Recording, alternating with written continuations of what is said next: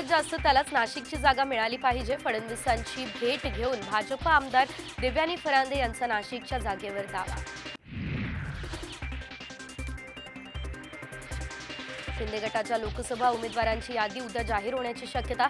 संजय मंडलिक आणि सदाशिव लोखंडे यांना उमेदवारी मिळण्याचा विश्वास।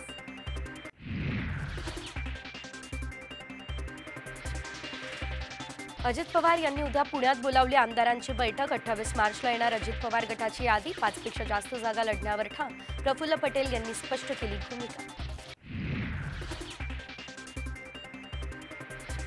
मातोश्रीवर महाविकास आघाडीच्या नेत्यांची 2 तास खलबतं, तर भिवंडी सांगलीच्या जागेसह प्रकाश आंबेडकर जानकर यांच्याबाबत चर्चा झाल्याची माहिती।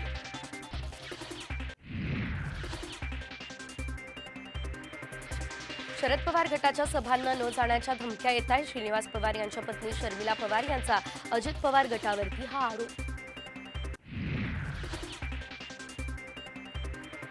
भाजप आणि शिवसेनेने विजय शिवतारेंवर कारवाई करावी, अन्यथा राष्ट्रवादी महायुतीतून बाहेर पडण्याचा विचार करेल, अजित पवार गटाचा इशारा। महादेव जानकर बारामतीमधून लढणार नाही, अमोल बुटकरी यांचं स्पष्टीकरण।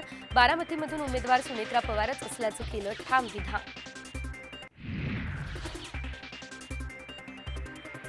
करमाळ्यातून लढत असताना सुशीलकुमार शिंदे बाहेरचे नव्हते का? राम सातपुते यांचा प्रणिती शिंदे यांना सवाल। तर मी सोलापूरचा आमदार असल्याचं दिलं प्रत्युत्तर। ठाण्यात एकनाथ शिंदे यांच्याकडून धुळवड साजरी। कार्यकर्त्यांसोबत लुटला होळीचा आनंद।